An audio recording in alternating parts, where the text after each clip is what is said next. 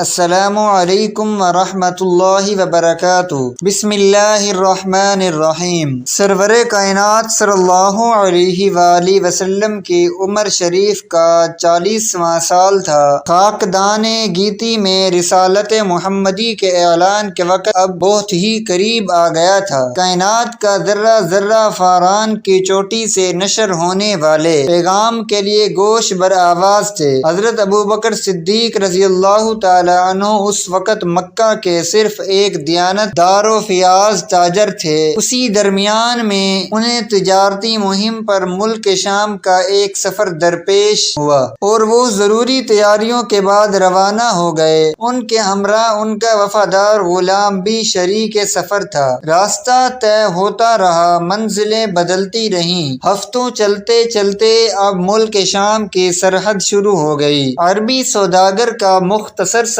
قافلہ اب ملک شام کی حدود میں داخل ہو چکا تھا۔ ایک دن ایسا ہوا کہ ایک لق و دق صحرا سے گزرتے ہوئے شام ہو گئی۔ حیرانی کے عالم میں اونٹنی کی مہار تھامے ہوئے تیز تیز قدموں سے چلنے لگے کہ فضا میں رات کی تاریکی جذب ہونے سے پہلے پہلے جنگل کی حدود سے باہر نکل جائیں۔ رحمت باری شریک حال تھی۔ چند ہی قدم چلنے کے بعد جنگل کی حد ختم ہو گئی۔ اب کھلے میدان کا اجالا نگاہوں کے سامنے تھا۔ ویسے یہ کہنے کی ضرورت نہیں کہ مسافر کی شام کتنی اداس و اندوہناک ہوتی ہے۔ بحر ظلمات سے نکل کے آنے کے بعد بھی یہ فکر دامن گیر تھی کہ رات کہاں بسر کی جائے۔ خدا کی شان کے تھوڑی ہی دور کے فاصلے پر عیسائیوں کا ایک کلیسا نظر آیا۔ آبادی کا نشان دیکھتے ہی جان میں جان آ گئی کہ رات گزارنے کے لیے ایک پناہ مل گئی تھی۔ قافلے کی اونٹنی کلیسا کے سامنے پہنچ کر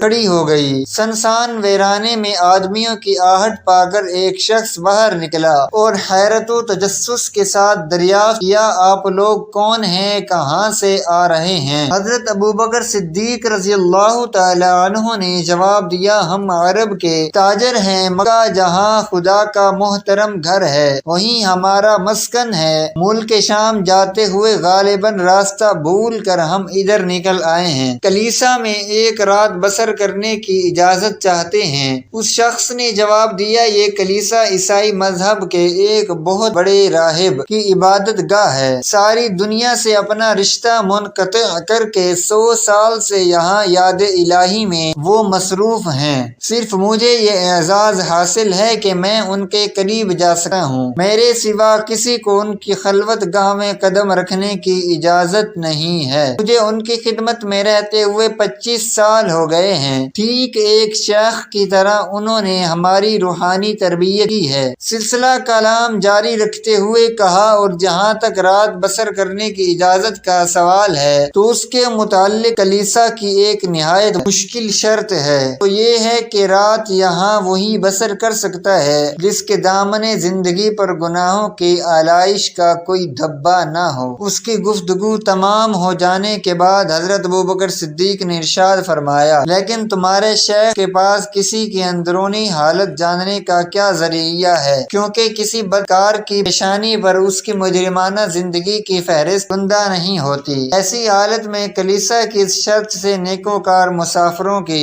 حق تلفی کا امکان بہت زیادہ بڑھ جائے گا، اس لیے بہتر ہے کہ اس شرط کو منسوخ کرا دو۔ پھر وہ ذریعہ بتاؤ جس کے بل پر بدکار و نیکوکار کے درمیان خطہ امتیاز کھینچا جا سکے۔ ہزاروں حسن زن کے باوجود ایک معقول سوال کی زد سے وہ اپنے آپ کو محفوظ نہیں رکھ سکا۔ چند ہی جملوں میں ذہن کی بنیاد ہل گئی۔ بے بسی کی کشمکش میں اس نے جواب دیا، میں صرف اتنا کہہ سکتا ہوں کہ جب ایک بدکار انسان کے کردار کی نحوست شیخ کے تئیں محسوس ہو سکتی ہے تو کوئی وجہ نہیں کہ ایک نیکوکار کی روحانیت لطافت جاننے کے جانچنے کا ان کے پاس کوئی ذریعہ نہ ہو۔ اس جواب کے بعد حضرت ابوبکر صدیق رضی اللہ تعالی عنہ نے فوراً کہا، پھر جاؤ اپنے شیخ سے میرے متعلق دریافت کر لو، اگر انہیں میرے قیام پر اعتراض نہ ہو تو میں رات کا کچھ وقت کلیسا کے ایک گوشے میں گزار لوں، سحر نمودار ہوتے ہی یہاں سے کوچ کر جاؤں گا، ورنہ ایک مسافر کے لیے کھلے آسمان کا سایہ بہت کافی ہے۔ تھوڑی دیر تک پس و پیش کے بعد وہ راہب کے خلوت کدے میں داخل ہوا اور پیکر عجز و نیاز بن کر اسے یہ اطلاع دی۔ ملک عرب کے مکہ نامی ایک شہر سے دو مسافر بھٹکتے ہوئے یہاں آ گئے ہیں اور کلیسا میں رات بسر کرنے کی اجازت چاہتے ہیں۔ ظاہری وجاہت کے لحاظ سے ان میں سے ایک آقا معلوم پڑتا ہے جبکہ دوسرے کے چہرے سے ایک وفادار غلام کی علامتیں نمایاں ہیں۔ راہب نے تھوڑی دیر خاموش رہنے کے بعد دریافت کیا، کیا وہی مکہ جو پہاڑیوں کے جھرمٹ میں آباد ہے اور جہاں قدم قدم پر کھجوروں کے جھنڈ نظر آتے ہیں؟ خادم نے جواب دیا، میں نے یہ تفصیل نہیں معلوم کی، اگر اجازت ہو تو دوبارہ جا کر دریافت کروں۔ راہب نے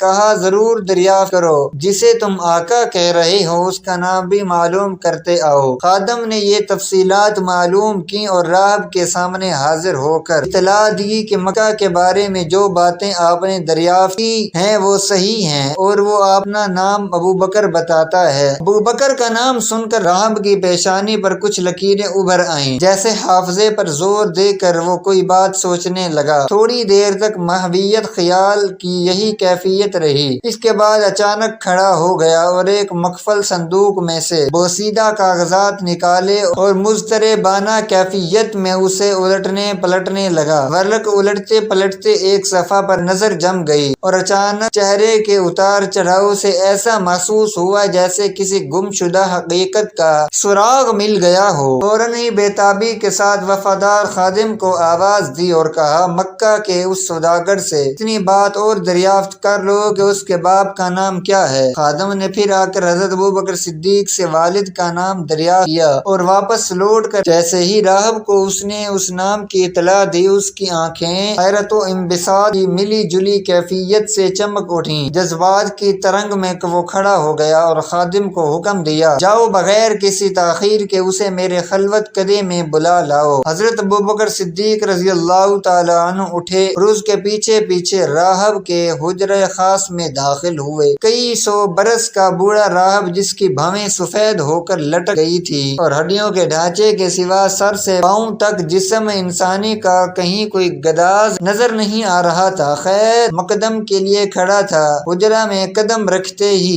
ایک مدھم سی آواز کان میں آئی، اگر تم وہی ہو جس کی چند نشانیاں میرے پاس محفوظ ہیں تو آج تمہارے دیدار کا شرف حاصل کر کے میں ہمیشہ اپنی خوش نصیبی پر فخر کروں گا۔ یہ کہتے ہی راہب نے آپ رضی اللہ تعالیٰ عنہ کو سر سے پاں تک ایک بار سارے جسم کا جائزہ لیا، کبھی کتاب کے بوسیدہ ورق پہ انگلی رکھتا، کبھی چہرے کے خط و خال کا مطالعہ کرتا۔ نوشتہ کتاب اور صحیفہ رخ کا کافی دیر تک کا تقابل کرنے کے بعد ایک مرتبہ عالم بے خودی میں آواز دی، زحمت نہ ہو تو اپنے داہنے ہاتھ کی کلائی ذرا میرے آنکھوں کے قریب کر دو۔ کلائی پر تجسس کی نگاہ ڈالتے ہی اس کے جذبات قابو سے باہر ہو گئے۔ لرزتے ہوئے کہا، اجازت دو میں تمہیں امیر المؤمنین ابوبکر صدیق کہہ کر پکاروں۔ تخیر امیز لہجے میں حضرت ابوبکر صدیق رضی اللہ تعالیٰ عنہ نے فرمایا، سمجھ میں بات نہیں آئی کہ صرف ایک رات بسر کرنے کے سوال پر کتنا بکھیڑا پھیلا دیا ہے تم نے۔ کبھی ہم سے مکہ کا جغرافیہ پوچھتے ہو، کبھی میرا اور میرے باپ کا نام دریافت کرتے ہو، کبھی کئی سو برس کا پرانا کاغذ لے کر میرے چہرے اور جسم کے نشانات کا جائزہ لیتے ہو، اور اب تم نے مجھے ایسے نام سے موسوم کرنے کی اجازت چاہی ہے جس نام سے میرے باپ نے موسوم ہی نہیں کیا تھا۔ درماندہ انسانوں کے ساتھ اس طرح کا مذاق ایک تارک الدنیا راہب کو ہرگز زیب نہیں دیتا۔ یہ کہہ کر حضرت ابوبکر صدیق واپس ہی لوٹنا چاہتے تھے، راہب نے ان کا ہاتھ تھام لیا۔ آسمانی بشارت سن کر تم آزردہ خاطر ہو گئے، روئے زمین کی ایک محترم ہستی سے کبھی میں مذاق نہیں کر سکتا۔ تمہارے مقدر کے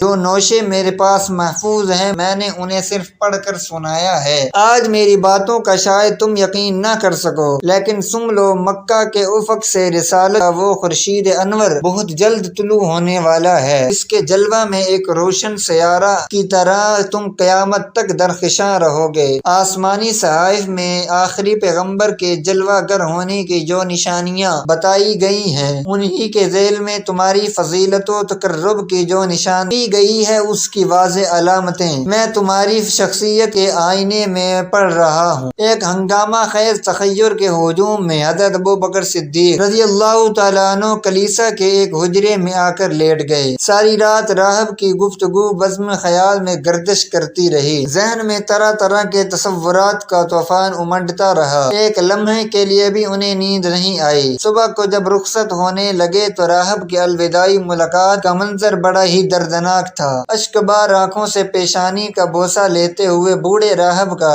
ये जुमला मक्का की वापसी तक उनके हाफजे पर नक्श रहा। तुम्हारी जिंदगी में फिजान इलाही की जब वो सहर तुलू हो तो मुझे भी फैरोज बख्त दुआओं में याद रखना। कई महीने के बाद हज़रत अबू बकर सिद्दीक रज़ी अल्लाह तआला अन्हु अपनी तिजारती मुहिम से मक्का को वापस लौट रहे थे। चलते चलते अब सिर्फ एक मंजिल की मसाफत रह गई थी। खजूरों के झुंड से गुजरते हुए राहब के सवालात हाफजे की सतह पर उभरने लगे। उम्मुल कुरा की पहाड़ियों पर नजर पड़ते ही मानवी कैफ से दिल का आलम ज़ेरो ज़बर होने लगा। फितरत इलाही की कोशिश से ऊँटने की रफ्तार तेज हो गई। मक्का की आबादी में दाखिल होते ही कहीं से अबू जहल ने देख लिया। उसने फौरन ये खबर सुनाई, शायद तुम्हें मालूम नहीं होगा तुम्हारे जाने के बाद यहाँ क्या गुल खिला है। हज़रत अबू बकर सिद्दीक ने जवाब दिया, क्या कोई अहम वाक़या रोनमा हुआ है तो सुनाओ। अबू जहल ने तंज करते हुए कहा कि अब्दुल्ला के बेटे मोहम्मद सल्लल्लाहु अलैहि वसल्लम के मुताल्लिक तुम भी जानते हो कि अपने कबीले में वो कितना मुअज़्ज़ज़ और हर दिल अजीज था। वो कहता है कि मैं खुदा का आखिरी पैगंबर हूँ। मेरे पास एक फरिश्ता आसमान से वही लेकर उतरता है। अब वो अपने आबा व अजदाद के खुदाओं की मजम्मत पर उतर आया है। लातो हुबल के संग आस्था से बागी बनाकर वो लोगों को एक खुदा की पुरस्तिश की दावत दे रहा है। इस इक़दाम पर सारे मक्का में गैज़ो गज़ब की आग भड़क उठी है। कौम में तुम्हारी ज़िहानत और संजीदगी ज़रबुल मिसल है। आम तौर पर तुम्हारी बात का बहुत ही ज्यादा वजन महसूस किया जाता है। हमें उम्मीद है कि इस फितने की सरकोबी में तुम अपनी बेहतरीन सलाहियतों का मुजाहिरा करके अपनी कौम को शुक्र गुजार बनाओगे। अबू जहल की गुफ्तगू सुनकर हजरत अबू बकर सिद्दीक रज़ी अल्लाह तआला अन्हु की निगाहों के सामने एक नई जिंदगी का मुस्तकबिल चमकने लगा। राहब की पेशीन गोई बज़ाहिर हकीकत के सांचे में ढलती हुई महसूस होने लगी। जज्बात के तलातुम पर काबू पाते हुए उन्होंने जवाब दिया, अभी तो मैं एक तवील सफर से वापस लौट रहा हूँ। चेहरे की गर्द तक साफ नहीं कर सका हूँ। बतौर खुद हालात व वाक़ियात का जायजा लेने के बाद ही कोई राह कायम कर सकूंगा। अभी सरे राह अजलत में क्या कह सकता हूँ। अबू जहल से पीछा छुड़ाकर सीधे अपने घर तशरीफ लाए। गलबे शौक और जज्बे तलब ने इतनी भी मोहलत नहीं लेने दी कि सारा सामान उतार कर घर में कदम रखते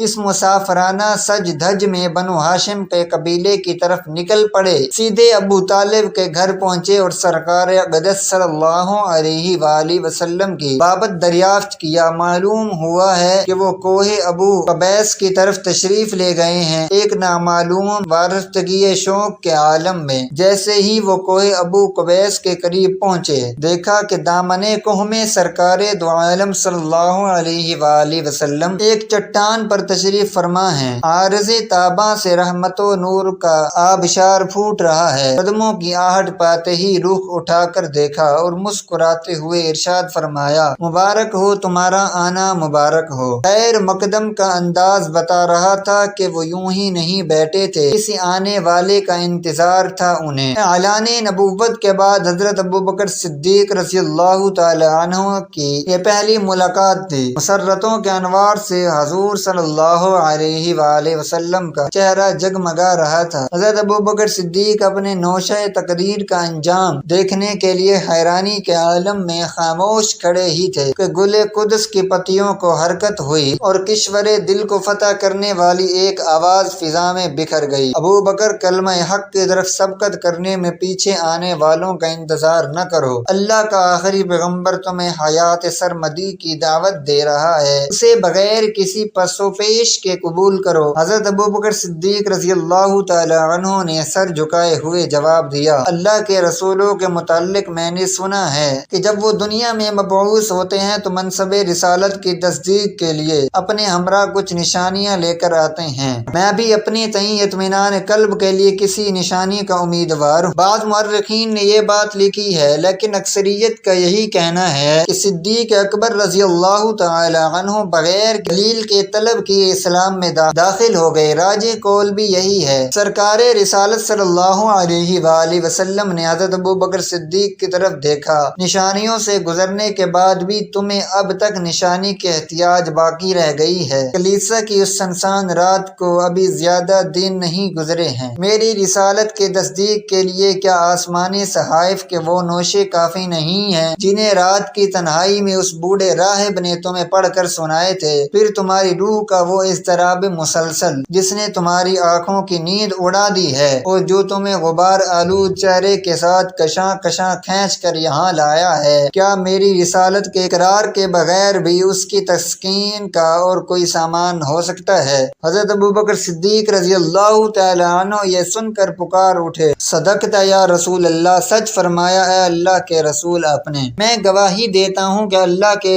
سوا کوئی معبود نہیں اور آپ اللہ کے سچے رسول ہیں۔ نبی اکرم صلی اللہ علیہ وآلہ وسلم پر ایمان لانے والے سیدنا ابوبکر صدیق رضی اللہ تعالیٰ عنہ سب سے پہلے انسان ہیں۔ ظاہری اعلان نبوت سے پہلے ہی رسول اللہ صادق و امین کے لقب سے مشہور تھے۔ آپ کی سچائی پر اعتبار کرنے والے اور ایمان لانے والے حضرت ابوبکر صدیق کو صدیق کا لقب ملا۔